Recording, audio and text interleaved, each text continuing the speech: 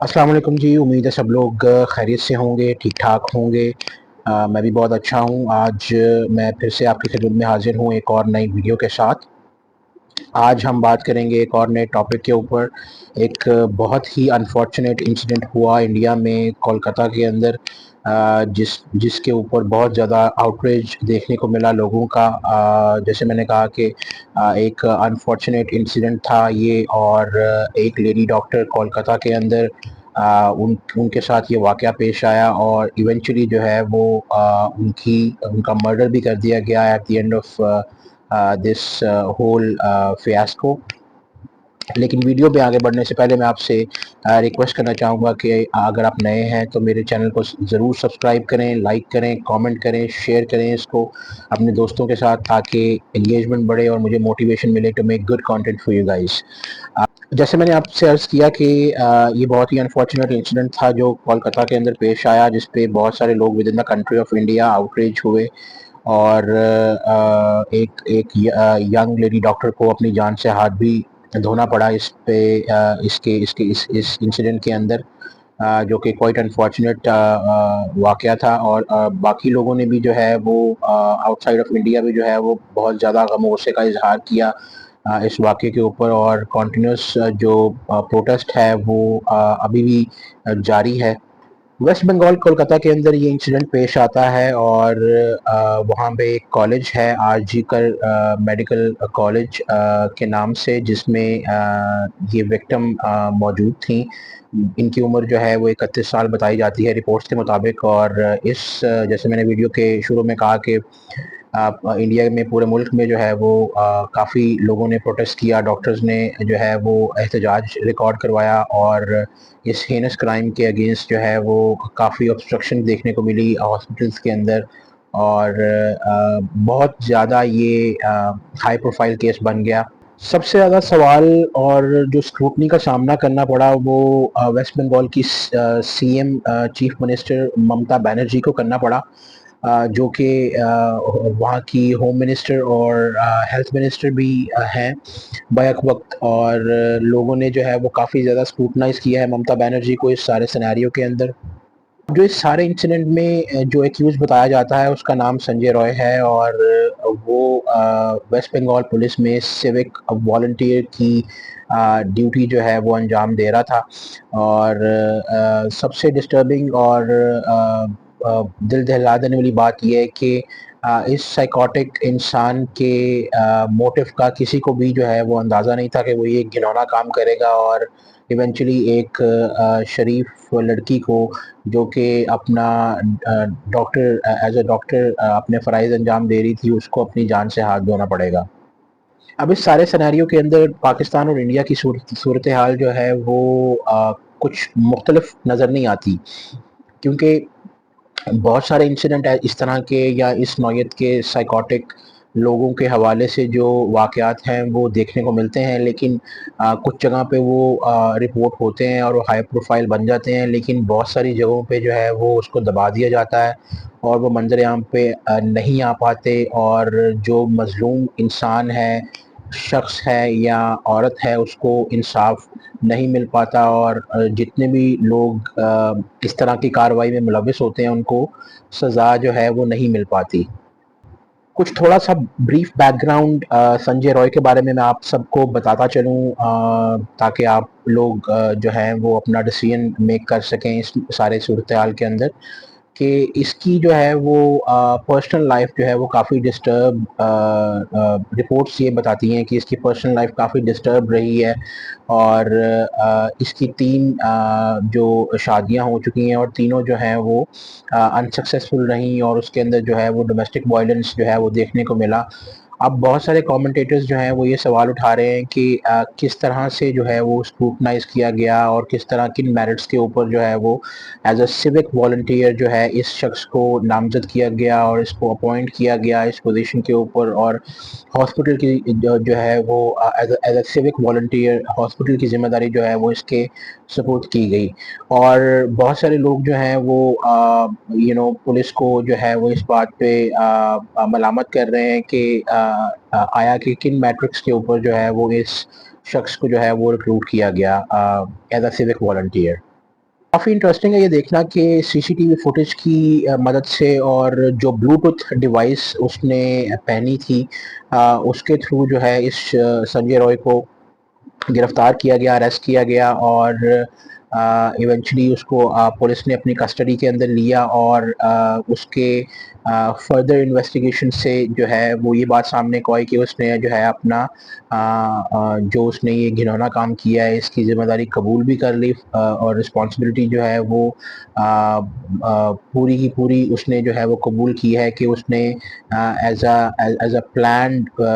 वे उसने जो है ये सब कार्रवाई अंजाम दी है। अब बहुत सारे कमेंटेटर्स काफ़ी सवाल उठा रहे हैं डिफरेंट तरह से जैसे कि एक सवाल बड़ा प्रोमिनेंट है कि जो एक्यूज्ड है उसको हॉस्पिटल में सारे डिपार्टमेंट्स की एक्सेस किस तरह से मिली और विद इन 24 आवर्स जब वो अरेस्ट हो गया तो शुरू के अंदर जो है ये केस सीबीआई को ट्रांसफ़र किए जाने पे ममता बनर्जी ने कुछ इतना दिलचस्पी जाहिर नहीं की जिस पे उनकी भी स्क्रूटनी उनको भी बहुत ज़्यादा स्क्रूटनाइज किया जा रहा है और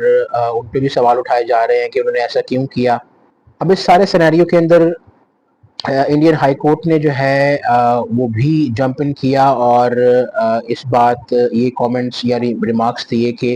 अगर केस ट्रांसफ़र हो रहा है सीबीआई को तो दैट मीन्स के जो आम लोग हैं उनका ट्रस्ट नहीं है पुलिस के ऊपर और जो है वो पुलिस अपनी ड्यूटी जो है वो सही से अंजाम नहीं दे रही। और इस बात पे भी अगेन जो सवालात थे उनका निशाना जो है वो ममता बनर्जी को बनाया गया कि since she is heading the state of affairs तो उनको जो है एक तो उन्होंने दिलचस्पी जाहिर नहीं की फर्स्ट ऑफ ऑल जब ये केस सीबीआई को ट्रांसफ़र किया जाना था उस वक्त और इसके अलावा लोग ये कह रहे हैं कि it's her failure as well in a sense के उनके उनके होते हुए जो है ये इस तरह की दुर्घटना हुई इस तरह का अनफॉर्चुनेट इंसिडेंट हुआ और ये एक तरह से उनका खुद का भी फेलियर है और उनको भी जो है इस चीज़ की इस चीज़ पे अकाउंटेबल ठहराया जाना चाहिए। एक और इंटरेस्टिंग ट्विस्ट इस सारे सिनेरियो के अंदर ये है कि एक कैरेक्टर संदीप घोष नाम का जो कि आरजीकर मेडिकल कॉलेज का प्रिंसिपल था उसके ऊपर भी जो है वो काफ़ी ज़्यादा इल्ज़ामात लग रहे हैं और उसकी भी पास जो हिस्ट्री है वो कुछ ठीक नहीं है। रिपोर्ट्स ये बताती हैं कि उसने जो है उस पे करप्शन के काफ़ी इल्ज़ामात हैं और वो कॉलेज को जो है वो एक तरह से माफिया के तौर पे चला रहा था और एक और जगह से ये सुनने को मिला कि ये संदीप घोष जो है मल्टीपल टाइम्स ऐसा सिनेरियो देखने को मिला कि इसके ट्रांसफर्स जो हैं वो रुक गए because he had a connection with TMC. अच्छा सबसे जो अफसोसनाक बात है वो ये है कि संदीप घोष ने जो कि इंतहाई घटिया कैरेक्टर के तौर पे सामने आया है इस पूरे सिनेरियो के अंदर उसने जो है शुरू के अंदर ये इस तमाम मामले को दबाने की कोशिश की और जो विक्टिम थी उसकी उसकी डेड बॉडी को जो है उसके उसकी फैमिली को जो है वो देखने नहीं दिया गया और इसके साथ साथ एफआईआर को भी फाइल यू नो एफआईआर को भी जो है वो फाइल करने में उसको उसमें देरी का सामना करने को देखने को मिला। अब आप खुद सोचो कि एक शख्स जो जिसकी हिस्ट्री कुछ यूं है कि उसकी पर्सनल लाइफ में वायलेंस चल रहा है डोमेस्टिक वायलेंस उसकी शादियां नाकाम हैं मैं संजय रॉय की बात कर रहा हूँ उसको जो है वो एक हॉस्पिटल की ड्यूटी पे जो है वो उसको सौंप दी जाती है। इसी तरह जो कि अक्यूज है इस सारे मामले में जिसने विक्टिम का मर्डर किया इसके अलावा आप ये बात सुन के भी हैरान होंगे कि उस कॉलेज का जो प्रिंसिपल है वो भी कोई शरीफ इंसान वाकई नहीं हुआ। उसने भी जो है वो उसके ऊपर करप्शन के इल्ज़ामात हैं और लाइक लोगों ने ये सवाल उठाया है कि किस तरह के हायरिंग मैट्रिक्स हैं कि आप जो हो आप एक बिल्कुल ही करप्ट इंसान को और एक बहुत ज़्यादा साइकोटिक इंसान को जो है वो आप इस तरह की ज़िम्मेदारी सौंप रहे हो। अगर आप संजय रॉय की बात करो तो उसने जो है वो जैसे मैंने कहा कि उसकी उसकी पर्सनल लाइफ के अंदर जो है वो डोमेस्टिक वायलेंस रिपोर्ट हुआ और उसकी 3 शादियाँ जो हैं वो नाकाम रहीं, और उसकी एक पूरी हिस्ट्री है विद वायलेंस। और इसी तरह संजय रॉय भी जो है उसके कैरेक्टर के ऊपर जो है वो बहुत सारे सवालात हैं कि उस पे करप्शन के इल्ज़ाम हैं और the way he rain the college, उसके ऊपर भी जो है काफ़ी लोग सवाल कर रहे हैं। और जिस तरह से इस मामले को उसने दबाने की कोशिश की और एफआईआर ना की एन मौके के ऊपर, और पेरेंट्स को जो है वो मिलने नहीं दिया डेड बॉडी, विक्टिम की डेड बॉडी के साथ जो है वो इंटरैक्ट करने नहीं दिया। तो ये सारे मामले को जो है वो लोग काफ़ी तशवीशनाक अंदाज में देखते हैं और ममता बनर्जी भी जो है वो अंडर स्क्रूटनी है काफ़ी ज़्यादा। और इस सारे मामले में जो है जो हाई कोर्ट है, स्पेशली कोलकाता हाई कोर्ट, उसने जो है ये वर्डिक्ट जारी किया है कि संदीप घोष के ऊपर जो है वो कार्रवाई की जाए और उसके ऊपर भी जो है उन्होंने एसआईटी एक कमेटी बिठाई है जिसको एक 1 मंथ, विद इन 1 मंथ जो है वो एक अपनी रिपोर्ट सबमिट करनी है विद देयर फाइंडिंग्स। अब जैसे ये केस जो था वो या केस जो है वो काफ़ी हाई प्रोफाइल बन चुका है। इसके ऊपर जो वेस्ट बंगाल की जो गवर्नमेंट है उसने भी कुछ इनिशिएटिव्स लिए हैं टू काम द पीपल डाउन, क्योंकि बहुत सारे लोग जो हैं वो प्रोटेस्ट कर रहे हैं और नाखुशगवारी का इजहार कर रहे हैं अगेंस्ट द गवर्नमेंट, कि गवर्नमेंट ने जो है वो रिस्पॉन्सिबिलिटी क्लेम नहीं की और प्रॉपरली चीज़ों को लेके वो चले नहीं, और हाई कोर्ट को इंटरवीन करना पड़ा और हाई कोर्ट को कहना पड़ा कि जो स्टेट का फेलियर है इन अ सेंस के उसके अंदर जो है एक विक्टिम के साथ इस तरह का बेईमाना सलूक किया गया। और सबसे बड़ी बात ये कि 4 बार सीबीआई जो है वो संदीप घोष को जो है वो इंटेरोगेट कर चुकी है अब तक। और सबसे बड़ी बात ये है कि जैसे मैंने कहा कि बहुत सारे इनिशिएटिव इस केस के बाद गवर्नमेंट ने, वेस्ट बंगाल की गवर्नमेंट ने लिए, और काफ़ी रिमार्क्स उनकी तरफ से भी देखने को मिले और बहुत सारे रिमार्क्स जो हैं वो कोलकाता हाई कोर्ट की तरफ से भी देखने को मिले, जिसमें उन्होंने कंडेम किया इस सारी सूरत हाल को और रिमार्क्स दिए कि अगर ख़वातीन जो हैं वो अपनी वर्क प्लेस पे एक तरह से सेफ़ नहीं है तो वो किस जगह सेफ़ हैं। अब जैसे मैंने अर्ज़ किया कि बहुत सारे वीडियो के शुरू में भी मैंने आपसे डिस्कस किया कि बहुत सारे इस तरह के वाक़यात होते हैं और कुछ को दबा बहुत सारे जो हैं वो मंज़र-ए-आम पे नहीं आ पाते, कुछ आ पाते हैं। अब इसी ये तरह हुआ कि इस इंसिडेंट के होते हुए बहुत सारे और रिपोर्ट्स भी सामने आई, जैसे महाराष्ट्र के अंदर, उत्तर प्रदेश के अंदर और डिफरेंट और सिटीज़ के अंदर भी जो है वो ये देखने को मिला और इस तरह के इंसिडेंट रिपोर्ट हुए कि इस तरह के वाक़यात हुए हैं ख़वातीन के साथ और वो अनसेफ हैं। अब बहुत सारे कमेंटेटर्स का ये कहना है कि जो आउटरीच है, जो प्रोटेस्ट है वो करना ठीक बात है, लेकिन क्या ये प्रोटेस्ट और आउटरीच जो है वो सेलेक्टिव होना चाहिए या चंद दिनों के लिए होना चाहिए? क्योंकि जो ये केसेस हैं ये हज़ारों की तादाद में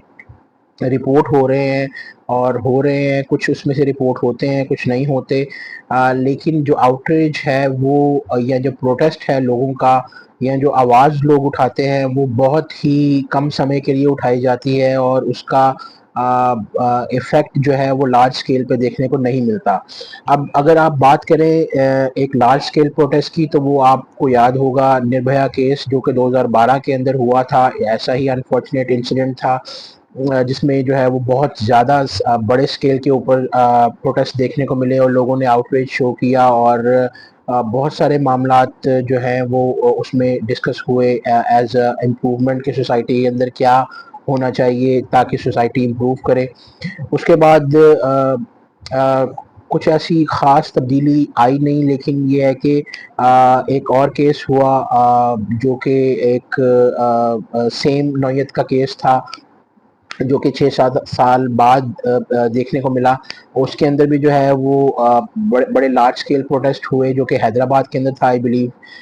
जिसमें जो है एक वेटनरी डॉक्टर के साथ जो है वो सेम तरह की सिचुएशन देखने को मिली। उसका भी जो है वो मर्डर कर दिया गया after this heinous crime being committed on her.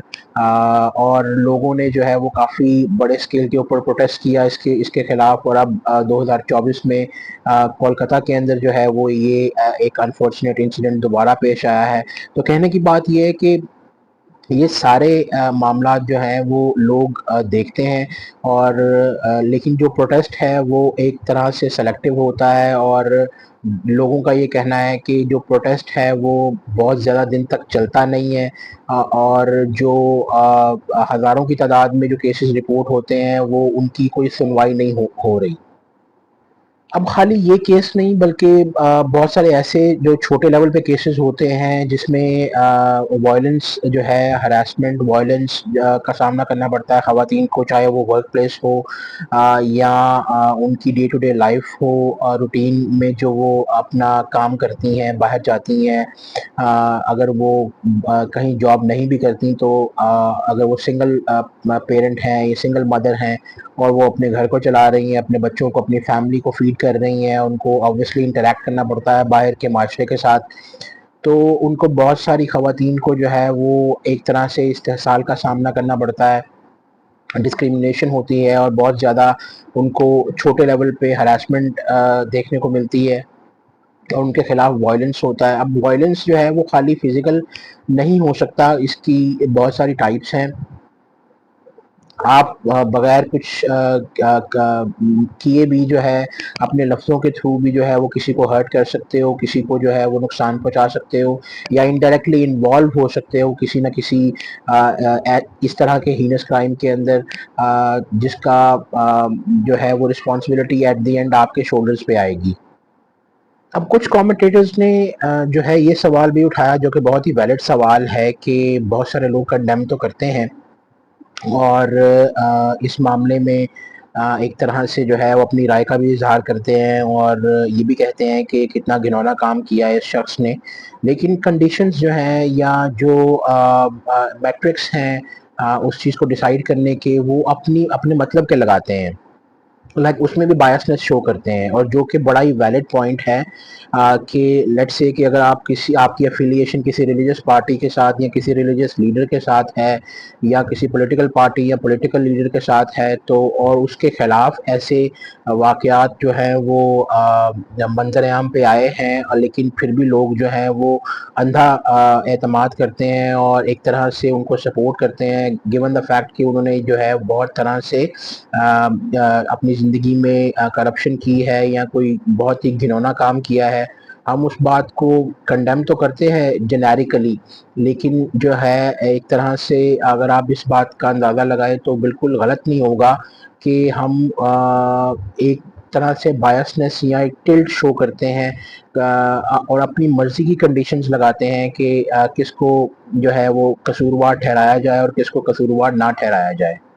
अब इस तरह के मामलात में बहुत सारे लोग जो हैं, जो कि एक तरह से मेंटली इल होते हैं, वो सिंपैथाइज़र बनने की कोशिश करते हैं और मामले को एक और एंगल और एक और रंग देने की कोशिश करते हैं। जैसे कि वो ये शो करते हैं कि कोई हो सकता है लव अफेयर हो या कोई और मामला चल रहे हों विक्टिम के और अक्यूज़ के दरमियान, जिसकी वजह से जो है वो नौबत इस बात पे पहुंची कि इतना घिनौना काम जो है वो एक्यूज ने किया, और इवेंचुअली जो है वो मर्डर कर दिया एक लड़की का। इस तरह के बहुत सारे सिंपथाइजर्स आपको देखने को मिलेंगे, और इसके बरक्स कंट्रेरियन टू दैट आपको बहुत सारे ऐसे लोग भी देखने को मिलेंगे जो छोटी छोटी बात पे जो है वो इस तरह के थ्रेट्स या इस तरह की वायलेंट एक्टिविटी के थ्रेट्स जो हैं वो खवातीन को दे रहे होते हैं। और छोटी सी किसी डिसएग्रीमेंट पे या कोई बात आपकी नहीं मान रहा, तो वो जो है आप जो है वो अपोजिट जेंडर को, स्पेशली खवातीन को जो है वो इस तरह के, इवन मर्दों को भी जो है वो इस तरह के थ्रेट्स जो है वो देखने को मिलते हैं, और इवेंचुअली जो है वो उनको लाइफ उनकी ज़िंदगी जो है वो अजीरन कर दी जाती है। किसी न किसी वे में, चाहे वो कोई बड़ा राइटर हो या कोई पोइट हो या कोई म्यूजिशियन हो या कोई लॉयर हो या कोई ह्यूमन राइट एक्टिविस्ट हो, अगर उसने कोई ऐसी बात कर दी है जो कि आपके व्यूज से के अगेंस्ट है और आप उससे एग्री नहीं करते, तो आपने ये देखा होगा कि बहुत सारे लोग जो हैं इस तरह के थ्रेट्स, इस तरह की कार्रवाई डालने के थ्रेट्स जो हैं वो देने लग जाते हैं। जब कभी भी इस तरह का मामला पेश आता है तो बहुत सारी सोशल कमेंट्री जो है वो डिफरेंट सोशल मीडिया वेबसाइट्स के ऊपर लोगों की तरफ से देखने को मिलती है, कि और मोस्टली उसमें ज़्यादातर विक्टिम ब्लेमिंग ही शामिल होती है कि लोग जो है वो विक्टिम को ब्लेम करते हैं इस तरह के मामलात में, और जो एक्यूज्ड होता है उसको जो है एक तरह से उसकी पुष्टपनाई की जाती है और कहा जाता है कि जो विक्टिम है उसने वो रात को बाहर क्या कर रही थी, वो उसने छोटे कपड़े क्यों पहने थे, या वो शराब के नशे में क्यों थी। इसका मतलब है कि वो already she was willing to go for it in the longer run. तो इस तरह के आर्गुमेंट्स जो हैं, सिली आर्गुमेंट्स जो हैं वो पेश किए जाते हैं और जो ध्यान है असल मुद्दे से वो हटाया जाता है और फजूल किस्म के सिंपथाइजिंग आर्गुमेंट्स पेश किए जाते हैं टुवर्ड्स द अक्यूज्ड पर्सन, कि जिसमें ये कहा जाता है कि वो मेंटली इल है या उसको उसको कोई मसला है जिसकी वजह से वो ये काम उसने किया है, इसलिए किसी तरह से उसको छूट दी जाए इस सारे मामले में,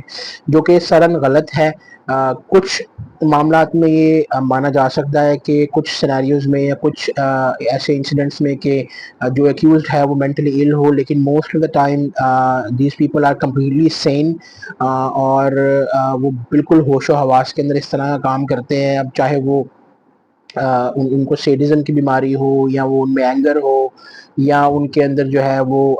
किसी किस्म का पावर कंट्रोल वाला एलिमेंट हो। आ, सबसे बड़ी बात जो देखने वाली है वो ये है कि इस तरह के लोगों में की जो हिस्ट्री है वो बड़ी ही जो सर्वेज जो हैं वो ये बताते हैं एक्सपर्ट्स के थ्रू किए गए कि मोस्टली इस तरह के लोगों ने अपनी चाइल्डहुड के अंदर जो है वो वायलेंस देखा होता है और एक्सपोजर होता है उनका वायलेंट एक्टिविटीज़ के साथ, या उनको मारा गया होता है बहुत शदीद तरीके से, जिसकी वजह से वो इस तरह की वायलेंट पर्सनैलिटी जो है वो डेवलप कर लेते हैं। अगर बात की जाए सलूशन की तो सलूशन बहुत ही सिंपल सा है, लेकिन देखने में सिंपल नहीं लगता given the current situation of society, कि हमें जो है वो मिनहसुल कौम अपने अंदर तब्दीली लाने की ज़रूरत है